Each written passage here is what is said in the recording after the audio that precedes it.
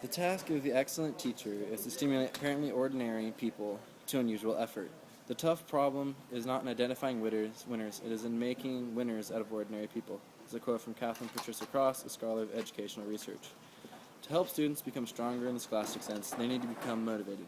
One of the best ways to encourage motivation is to have a safe place where students can work on their studies. Good afternoon, my name is Sean Martin, and my project is Early Birds. The problem that my project addressed was a lack of motivation and education. In America, the education has gone down. The system has become weaker and weaker. And second, a lack of motivation. Students do not have a drive, and many don't want to become better at their studies. A student who could be extraordinary in math doesn't want to learn because they don't have any sort of a drive. They don't have any sort of a motivation to help continue them forward. When I started to research this project, I looked at two forms of motivations to address the problem of motivation. When I studied motivation, there were two forms. There was extrinsic motivation and intrinsic motivation.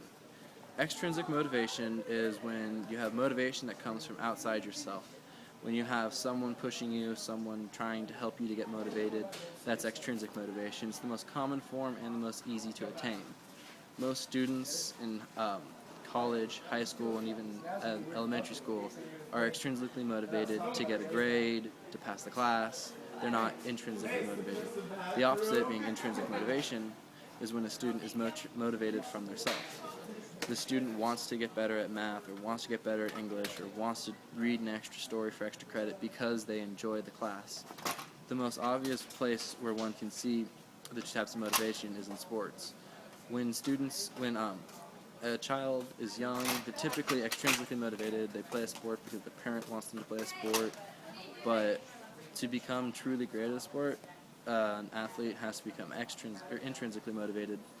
And you can see that in almost any professional athlete. Kobe Bryant is good because he wants to be better. LeBron James is good because he wants to be better.